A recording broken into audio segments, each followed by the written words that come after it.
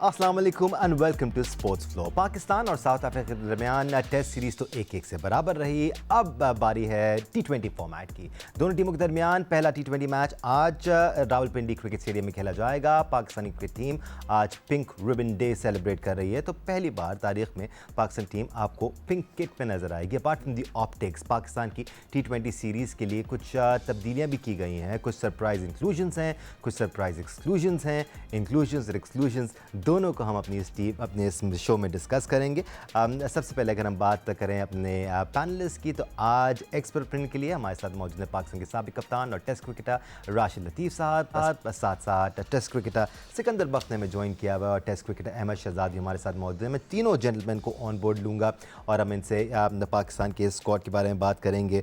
इनको भी कुछ सरप्राइजेज मिले या नहीं मिले, इस बारे में ज़रूर बात करूँगा, लेकिन सबसे पहले हम ज़रा स्क्वाड पर नज़र डाल लेते हैं। If you allow me gentleman, here is your squad जो पाकिस्तान और साउथ अफ्रीका के दरमियान 3 टी20 मैचेस की सीरीज़ के लिए अनाउंस किया गया है।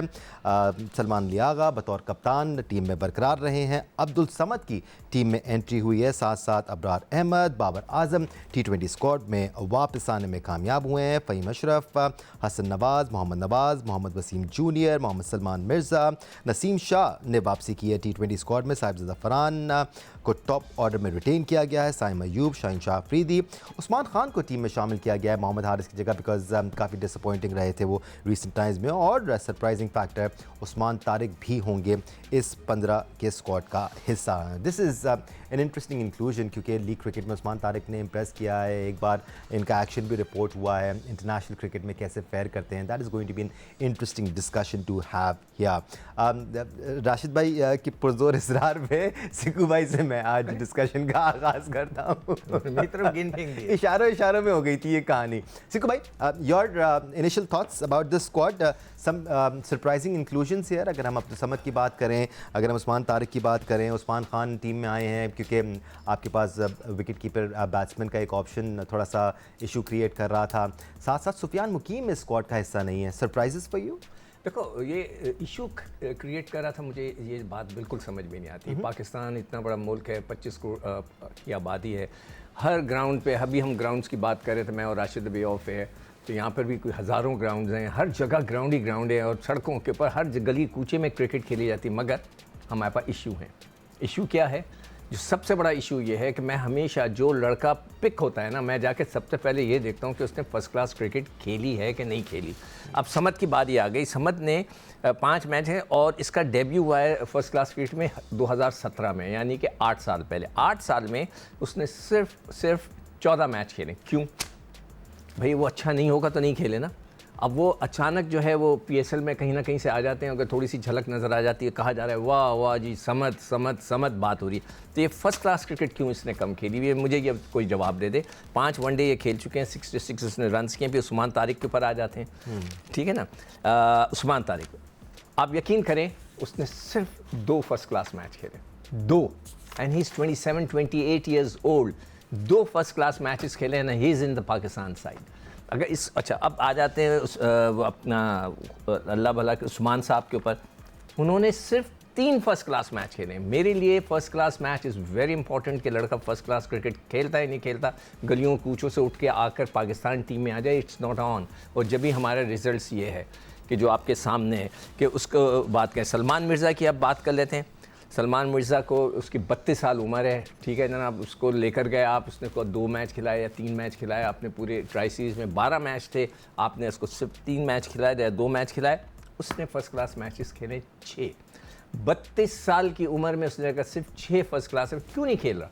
अगर वो इतना अच्छा है तो पाकिस्तान के जो 300-400 लड़के जो फर्स्ट क्लास क्रिकेट खेलते हैं, वो उन बेचारों का क्या कसूर है? और दिमाग में यही सवाल आता है सिकू भाई कि खेल कौन रहा है फर्स्ट क्लास क्रिकेट, क्योंकि जो भी पाकिस्तान स्क्वाड में आता है उससे आप खुश नहीं होते कि इसने फर्स्ट क्लास मैचेस नहीं खेले हुए। And it's justified. Rashid Latif साहब, ये इंपॉर्टेंट बात है। क्राइटेरिया फिर क्या होता है सिलेक्शन का? अगर फर्स्ट क्लास क्रिकेट क्राइटेरिया नहीं है, where are we looking towards? हाँ, क्या हम लीग क्रिकेट देख रहे हैं? क्या हम हर उस छोटी छोटी लीग को भी फॉलो कर रहे हैं जहाँ पर ये लड़के परफॉर्म कर रहे हैं? क्योंकि ज़्यादातर उस्मान तारिक ने छोटी छोटी लीगों में ही खेला है।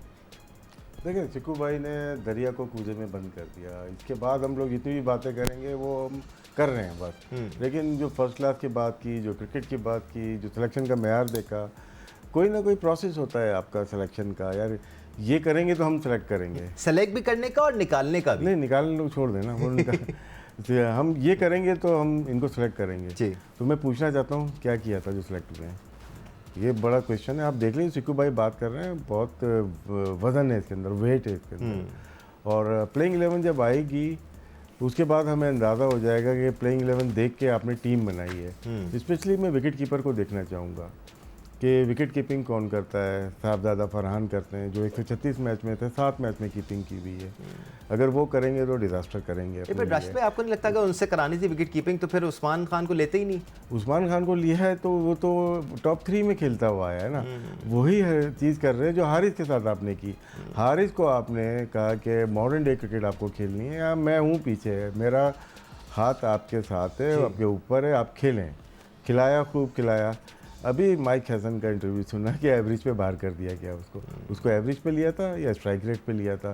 सेम चीज़ उस्मान अगर विकेट कीपिंग करते हैं और 7 नंबर पे बैटिंग करते हैं, क्योंकि टॉप 4 में तो नज़र नहीं आ रहे मुझे करते हुए, और नीचे आते हैं तो फिर आपने खिलाया क्यों? वो तो मुल्तान सुल्तान या मैंने जहाँ पे भी देखा वो ओपन 1 डाउन, उसके नीचे आया नहीं। तो जो ओपन 1 डाउन अपनी फ्रेंचाइज से या अपनी डोमेस्टिक टीम से करता है, वो 7 नंबर 8 नंबर पे कैसे जा सकता है? तो ये आप मुल्क के साथ ज्यादती कर रहे हैं। 2 विकेट कीपर के, फिर हसीब आ जाता है। हसीब को हमने खिलाया थोड़ा बहुत कि न्यूजीलैंड गया था, उसके बाद वो भी चले गया। फिर उसके बाद रिजवान तो वैसे ही बाहर था। तो आपकी जो T20 की टीम में विकेट कीपर हमें नहीं मिल रहा, पाकिस्तान में विकेट कीपर नहीं मिल रहा। विकेट कीपर मैच विनर होता है। क्विंटन डिकॉक को वापस लेके आए वो रीज़न में, ठीक है। ऋषभ पंत हो गया, आपके पास ईशान किशन हो गया, उनके पास केएल राहुल हो गया, वहाँ पे बटलर हो गया, बेरिस्टो हो गया, और भी आने वाले स्मिथ हो गया, और दूसरे ममालिक में भी जाएंगे तो उनके विकेट कीपर ही मैच को टर्न करते हैं, चाहे ओपन करें या मिडिल में करें। हमारे पास हमारा बैकबोन ही नहीं है। और दूसरा जो प्रॉब्लम क्राइसिस है जो हमारा, जो कि हमने टेम्परेरीली कप्तान बनाया हुआ है, वो बड़ा डिजास्टर है हमारा। तो 2 चीज़ें हो गई, एक विकेट कीपर नहीं है आपके पास, दूसरा लीडर नहीं है, कप्तान नहीं है। जब आपके पास 2 मिलाने वाली कुव्वत ही नहीं है तो टीम तो रेत का ढेर ही साबित होगी ना। एक तरफ कप्तान वो है जिसके लिए आर्ग्यू किया जाता है कि शायद उनकी अपनी T20 क्रिकेट में जगह नहीं बनती, वो स्ट्रगल करते हैं, उनका बैटिंग ऑर्डर फिक्स नहीं है, किस नंबर पे आएँ, कहाँ जस्टिफाई करते हैं। फिर जिस तरह राशिद भाई कह रहे हैं, विकेट कीपर किस क्राइटेरिया के तहत आ रहा है। अगर आप डोमेस्टिक में देखें तो नए विकेट कीपर्स नज़र आते रहते हैं, apart from Haseebullah and Ruhail Nazir. अब साद बेग भी अपने आप को मिलवा रहे हैं, और डोमेस्टिक क्रिकेट में अब उन्होंने दूसरी सेंचुरी अपनी स्कोर की है। Yes, you can always argue इसमें एक चीज़ आर्ग्यू है, ठीक है ना। अहमद आ रहा हूँ मैं आपकी तरफ। अहमद, एक मिनट, ये लास्ट मेरा जुमला है। इसमें साथ ने कीपिंग क्यों नहीं की फर्स्ट इनिंग में? उसको बोला कि वो अनफिट है। अनफिट तो नहीं था, वो अगली इनिंग में कैसे कर ली? यंग लड़का है सर, वो कैसे? आप ज्यादती कर रहे हो। जी जी, और अच्छा विकेट कीपर है वो, फुर्तीला विकेट कीपर है। एंड आई थिंक यंगस्टर्स की तरफ ही हमें देखना चाहिए, और ये चीज़ें बड़ी क्लियर होनी चाहिए। अहमद, अब मसाइल काफ़ी सारे अगेन डिस्कस हो गए हैं आपकी तरफ आते आते। एक तो ये कि सिलेक्शन का क्राइटेरिया जिस पर हम बात करते आए हैं, सिलेक्शन चलें जैसे जैसे हो जाती है, जिस भी म्यार के तहत सिलेक्शन हो जाती है उसको जस्टिफाई भी कर लिया जाता है। लेकिन फिर जिस तरह राशिद भाई कह रहे हैं, अगर आप उस्मान को खिला रहे हैं, उस्मान तारिक नहीं, उस्मान खान को खिला रहे हैं, तो फिर क्या आप मोहम्मद हारिस की तरह उनको भी 6, 7वें नंबर पे खिलाएंगे? तो फिर जस्टिफाई नहीं कर पाएंगे। अब अपने आप को ऊपर खिलाएंगे तो कैसे खिलाएंगे? आपने जो टीम सेलेक्ट की हुई है उसमें आपके टॉप 4 तो स्टैब्लिश्ड हैं। सबसे पहले तो एक सबसे इजी टारगेट सबको मिल गया है माइक हेसन का, ठीक है। जो भी चीज पाकिस्तान में की जा रही है जिस पे उंगलियां उठेंगी वो माइक हेसन पे डाल दी जाती है, और किसी को श्योरिटी नहीं है कि माइक हेसन ने ये चीज की है कि नहीं की। हाँ, कुछ चीजें हैं जो माइक हेसन ने की है, जिस तरह उन्होंने कुछ प्लेयर्स को बाहर निकाला और उसके बाद उन्होंने बताया कि ये चीजें हैं, एरियाज ऑफ इम्प्रूवमेंट है, यहाँ पे इम्प्रूवमेंट आएगी तो उनको वापस लेके आएंगे। लेकिन वो तो कोई क्रिकेट नहीं खेले, वो वापस आ गए। फिर उसके बाद उन्होंने ये भी बोला कि फखर जमान को रेस्ट दिया है। फखर जमान खुद बोल रहे थे कि मैंने रेस्ट करना है। मैं कहता हूं कि इस तरह की परफॉर्मेंसेस के साथ जो फखर जमान की हैं, अगर हमारे दौर में किसी ने रेस्ट का कहा होता, वो इतना दूर रेस्ट करता जाके कि सारी जिंदगी को रहना, वो कभी वापस ना आता। चिल्ली करते हैं। और फखर जमान की जो आप अगर आप इवेंट्स के अंदर एवरेज उठाएंगे और स्ट्राइक रेट उठाएंगे तो आप लोगों के सामने है कि कोई 12-15 की एवरेज होगी और 116 का स्ट्राइक रेट होगा। ओवरऑल जो है 19 की एवरेज है और 126-27 का उनका स्ट्राइक रेट है, और इस परफॉर्मेंस से वो रेस्ट मांग रहे हैं, उनको दे भी दिया गया। लेके किसको आया गया, दोबारा से आपने बैक गियर लगाया। अच्छा, फिर वो कहते हैं कि हारिस की जिस तरह भी बात हुई है कि हारिस को हमने एम्पल अपॉर्चुनिटीज दी। भाई एम्पल अपॉर्चुनिटीज क्या, हम यहाँ पे बैठ के बोल रहे हैं कि आप उनको उनके नंबर पे नहीं खिला रहे हैं? आपने एम्पल अपॉर्चुनिटी दे दी। अगर माइक हैसन जो को कोच की जगह मैं ओपनर खिला दूं और मैं कहूं कि तुम्हें तो एम्पल अपॉर्चुनिटीज मिल गई हैं, तो माइक तो कहेगा मैं तो कोच हूं, मुझे तो आपने ओपन करा दिया है।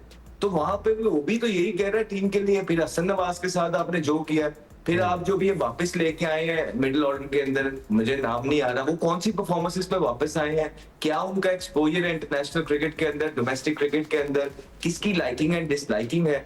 सो और आके सारी चीजें कर देते हैं, फिर ओन नहीं करते, फिर आपके ही प्लेयर आपको ब्लैकमेल कर रहे होते हैं। तो यही तो चीजें हैं, हम आपको पिछले 2 साल से बताने की कोशिश कर रहे हैं कि जो प्लेयर्स आपसे संभाले नहीं जा रहे और आपके अगेंस्ट कैंपेन्स चला रहे हैं और देख रहे हैं पाकिस्तान क्रिकेट बोर्ड के अंदर, तो वो छोटे बच्चों के साथ अंदर टीम के अंदर क्या करते होंगे, आप जरा सोचिए। यही तो हम पाकिस्तान क्रिकेट बोर्ड को बताना चाह रहे हैं कि ये सारी चीजें अंदर हो रही हैं। और आज जब कोई प्लेयर इनके अगेंस्ट आके खड़े हुए और बिल्कुल ठीक कैंपेन चला रहे हैं, बिल्कुल ठीक है, क्योंकि पाकिस्तान क्रिकेट बोर्ड कहीं ना कहीं अब ये डिजर्व करता है कि जिन लोगों के ऊपर इन्होंने हाथ रख के सारी चीजें उनको दे दी थी, आज जब उनसे हाथ उठाया तो वो पाकिस्तान क्रिकेट बोर्ड के सामने आंखों में आंखें डाल के खड़े हो गए। That's good. हमने तो पहले भी बोला था, जब आप बना रहे थे तो हमने बोला था कि आप ये गलत कर रहे हैं। उसके बाद आपने जिस तरह निकाला है उससे गलत तरीके से कप्तानी से रिजवान को निकाला है। तो पहले बनाया वो गलत, फिर निकाला वो गलत। हर दूसरे महीने में आपके कप्तान बन रहे हैं, हर दूसरे महीने में आप कप्तान चेंज कर रहे हैं। 4 से 5 आपने अपने तुरुप के पत्ते रखे हुए हैं, उनके इर्द गिर्द आप सराउंड कर रहे हैं कि इन्हीं पे बात रहे, बात क्रिकेट बोर्ड पे ना आए। नहीं, याद रखिए बात क्रिकेट बोर्ड पे ही आएगी, और ये बहुत दूर तक ऑलरेडी बातें पहुंच गई हुई हैं। बहुत हाईएस्ट लेवल पे लोग जो है बहुत नाखुश हैं जो पाकिस्तान की क्रिकेट टीम के साथ हो रहा है और जो परफॉर्मेंसेस चल रही हैं। और ये जो डिसीजन ऊपर से अब लिए जा रहे हैं, ये और बैकफायर करेंगे, ये और पीछे की तरफ लेके जाएंगे। हम सब पाकिस्तान क्रिकेट बोर्ड को सपोर्ट कर रहे हैं। अरसा पहले जब यंगस्टर्स के साथ इन्होंने उतरने का फैसला किया, हमें पता है कि उस लेवल के यंगस्टर्स नहीं बनाए हुए कि जो आके लाइक टू लाइक रिप्लेसमेंट हो जाए जिस तरह दुनिया में होती हैं, लेकिन फिर भी this is the only way forward. लेकिन ये उनको समझ नहीं आ रही, और ये सारे तरीकों के साथ it's not about winning against south Africa at all. ये याद रखिए, south Africa is a very very beautiful side जो स्पेशली ये साइड यहाँ पे आई है। इट्स अबाउट एक maintaining a dignity, having a criteria, going forward toward the right direction with dignity, और टीम को ऊपर लेके जाना, नंबर 1 की तरफ लेके जाना, एक मैच जीत के उसको फ्लॉन्ट करना। कब तक आप ये अपनी सोशल मीडिया की कैंपेन्स के जरिए अपने आप को बचाते रहेंगे कि आप 3 मैच भारत से हारे हैं, 3 मैच, लेकिन आपने क्या, आपको वो हैंडशेक का बहाना मिल गया, आपको एक और का आपने उसके जरिए पीछे। We started with that point of view कि क्राइटेरिया क्या है सिलेक्शन का। एवरेजेस, स्ट्राइक रेट्स की बहुत बात हुई, हम कुछ स्ट्राइक रेट्स और एवरेजेस पाकिस्तानी बैटर्स के आपके साथ शेयर भी कर लेते हैं। अगर आप पाकिस्तान की मौजूदा टीम की बैटिंग लाइनअप देखें, हम नंबर्स की बात नहीं कर रहे हैं, लेकिन जो प्लेयर्स इस वक्त पाकिस्तान की टीम में मौजूद हैं उनकी अगर आप एवरेजेस देखें तो किसी की भी एवरेज आपको 30+ नज़र नहीं आती सिवाय एक बैटर के, वो बाबर आजम है जिन्होंने 33.55 की एवरेज से रन्स किए हैं और साथ साथ 133.21 की स्ट्राइक रेट से बैटिंग की है। इसके अलावा अगर आप दीगर बैटर्स को देखें तो ज़्यादा मुतासरकुन एवरेजेस नज़र नहीं आती। हम आपको स्टैट्स दिखाएंगे भी तमाम प्लेयर्स की। Let's take a break here, when will come back हम ये एवरेजेस और ये स्ट्राइक रेट्स भी आपसे शेयर करेंगे और अपने एक्सपर्ट्स का पॉइंट ऑफ व्यू शामिल करेंगे। Welcome back once again to sports flow. Pakistan और साउथ अफ्रीका के दरमियान आज रात 8 बजे पहला T20 इंटरनेशनल खेला जाने वाला है। अगर हम पाकिस्तान की मौजूदा टीम की बात करें तो अनफॉर्चुनेटली इसमें at least speaking of the stats mediocrity नज़र आती है। कोई स्पेशल टैलेंट अगर है भी तो उसमें एक्स्ट्रा ऑर्डिनरी परफॉर्मेंसेस नज़र आती नहीं हैं, और ये बहुत बड़ा मसला है क्योंकि पाकिस्तान को इस वक्त सबसे बड़ा चैलेंज दरपेश है तो वो मीडियोक्रिटी का ही है। क्यों ये कहा जा रहा है, ये आपको स्टैट्स की सूरत में डिफ़ाइन कर देते हैं। साइम अयूब की अगर हम बात करें तो 19.73 की एवरेज से उन्होंने रन स्कोर किए हैं with strike rate of 136। Sajida Farhan है जिन्होंने 23 के एवरेज से रन स्कोर किए हैं, 128 का एवरेज है। बाय द वे ये स्टैट्स जो हम आपके साथ शेयर कर रहे हैं ये 2024 से लेके अब तक हैं। बाबर आजम जैसे कि मैंने आपको बताया 33 और 133 कि स्ट्राइक रेट से बैट करते आए हैं। उस्मान खान की 14 की एवरेज है, स्ट्राइक रेट 121 का है। सलमान लियागा की खुद 23 की एवरेज है, 110 का स्ट्राइक रेट है। हसन नवाज़ का 22 का एवरेज है। The strike rate is pretty good, but उनको रोल ही ये दिया गया है कि आपने जाना है और मार धाड़ करनी है। ये रोल्स भी कौन डिफ़ाइन करता है और यंग प्लेयर्स को क्या हैंडल करने का ये सही तरीका है, इस बारे में बात बनती है। फिर अब्दुल समद आ जाते हैं जिनकी एवरेज 16.5 की है, स्ट्राइक रेट 113 का है। उन्होंने सिर्फ 4 ही मैचेस खेले हैं, so we don't have a database जिससे हम उनको एनालाइज कर सकते हैं या जज कर सकते हैं। बट ये जो स्टैट्स नज़र आ रहे हैं राशिद लतीफ़ साहब, सब बहुत मीडियोकर हैं। आई मीन और यही सबसे बड़ा चैलेंज दरपेश रहा है हमें कि जितने भी प्लेयर्स को टीम में शामिल किया गया है वो मीडियोकर ही रहे हैं। इसका कसूरवार क्या हम किसी को ठहरा सकते हैं? क्या जो मैनेजमेंट होती है वो गलत अहकामात देती है? जैसे हम हसन नवाज़ की बात कर लेते हैं कि बेटा आपने जाना है और सिर्फ मार धाड़ करनी है, आपसे हमें सिर्फ स्ट्राइक रेट चाहिए। बहुत सारी बातें की हैं आपने और वैलिड हैं सारी। मुझे ऐसा लगता है कि हमने जैसे अक्टूबर 2024 से अब तक आज के दिन तक 32-33 मैचेस खेले होंगे T20 के, उसमें 36 से 38 प्लेयर हमने आजमा दिए, जिसमें बॉलर्स भी हैं, विकेट कीपर्स भी हैं। और ये मैं सिर्फ T20 के बता रहा हूँ। मैं इसको हम आगे लेके जाते जाएंगे तो 5 महीने पहले तक 59 प्लेयर्स खेल चुके थे तीनों फॉर्मेट, और अब शायद हो जाएंगे। इसको कैलकुलेशन कर लेते हैं, नेक्स्ट मीटिंग में हम बैठेंगे तो उसमें हम आपको बता सकते हैं टोटल 1 साल के अंदर हमने कितने प्लेयर आजमाए। हमारे पास क्या 70 प्लेयर्स हैं जो कि इंटरनेशनल स्टैंडर्ड के हैं तो थोड़े और सवाल क्रिकेट बोर्ड के सामने फेंकना चाहूँगा। लास्ट टाइम भी मैंने यही बात की थी कि आपने टीम बनाई, हर टीम ऐसी होती है कि वर्ल्ड कप का फाइनल खेलने जा रही है, क्या हम यंग प्लेयर नहीं खिला सकते इसमें? जब हम यंग प्लेयर खिलाए तो अगले टूर पे क्यों ड्रॉप कर दिए जाते हैं? वो जो ऑस्ट्रेलिया गए थे, जिम्बाब्वे गए थे और साउथ अफ्रीका गए थे, उसके बाद वो मिस हो गए, फिर दोबारा पुराने प्लेयर्स आ गए।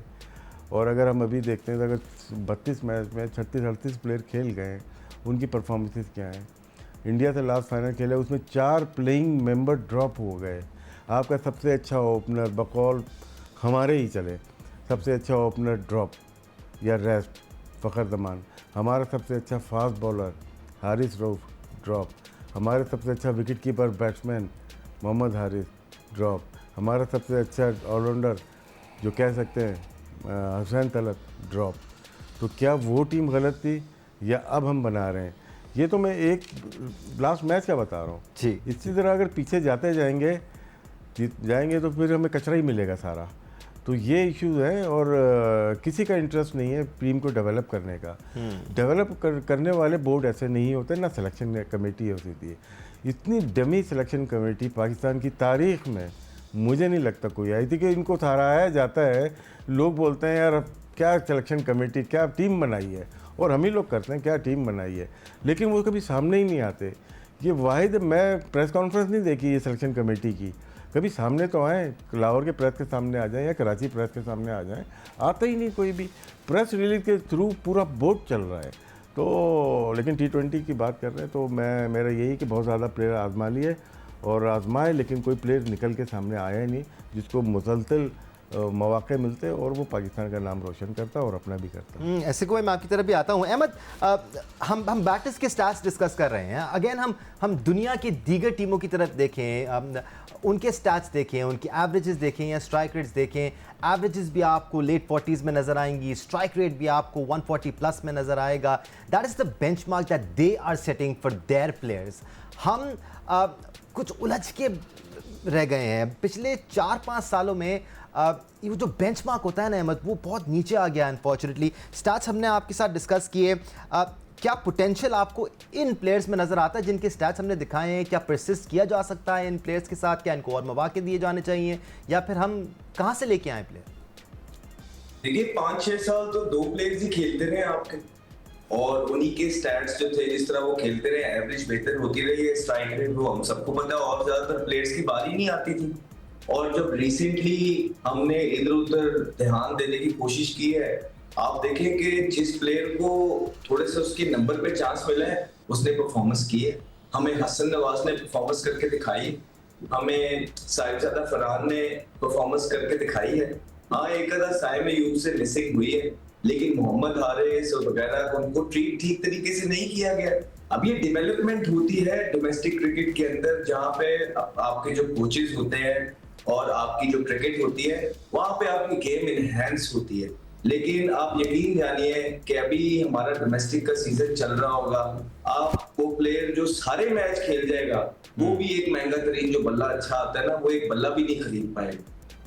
राइट शरा, हमारा राब्ता मुनक़ता हो गया है अहमद से। Ahmed, once we get your connection back again, हम आपकी तरफ ज़रूर आएंगे, बट सिक्कू भाई आपसे भी यही सवाल है, मीडियोक्रिटी नज़र आती है आपकी इस बैटिंग लाइनअप में और कोई वे आउट नज़र आता नहीं है, आपके पास है तो प्लीज़ शेयर कीजिए हमारे साथ। ये तो दो लड़कों ने अभी, मैं आप लोगों ने इतने सारे दिखा दिए ना पूरे साल के, मैं इसको नहीं मानता। 2024 से लेके अब तक मैं नहीं मानता, मैं मानता हूँ करंट क्या है जो 1 महीना पहले हुआ है, ये करंट था ना। आप करंट फॉर्म देखें ना क्या थी। फ़खर के सबसे अच्छे रन हैं और फरहान के हैं। फरहान ने 280 किए हैं 12 मैचों में, फ़खर ने 336 रन किए हैं 12 मैचों में।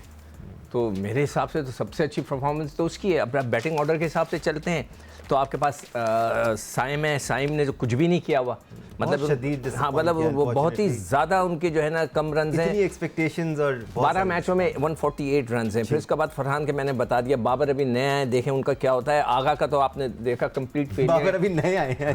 मतलब अभी नए आए हैं, अब देखते हैं उनकी फॉर्म क्या होती है। उनकी फॉर्म क्या है, वो तो खेल ही नहीं रहे ना। अच्छा है, वो जाकर खेलते हैं पता नहीं कहीं खटमंडू में, इधर उधर जहाँ पे पैसे मिलते हैं वहाँ सब चले जाते हैं। पाकिस्तान क्रिकेट बोर्ड का जो सबसे बड़ा अलमिया है ये है कि इस दफ़ा तो उन्होंने अभी तक रोका हुआ है, सुना है कि हर एक को एनओसी दे दी जाती है और जाए खेलें। भाई पाकिस्तान से आप तनख्वाहें लेते हैं, मैं तनख्वाह जियो से लेता हूँ, मैं जाकर किसी और चैनल में बैठ जाऊँ तो फिर क्या होगा? हम आपको जाने ही नहीं देंगे। नहीं, एक तो मुझे परमिशन लेनी चाहिए ना, मैं साइन करने से पहले मुझे जियो से पूछना चाहिए कि सर वो मुझसे कह रहे हैं क्या मैं साइन करूँ या ना करूँ। असूलन ये होना चाहिए, इसी तरह का सख्त होना चाहिए क्रिकेट बोर्ड। क्रिकेट बोर्ड ने तो बिल्कुल खुले हाथ से हर एक को देते। सबसे बड़ा फॉल्ट है वो माइक हैसन साहब का है।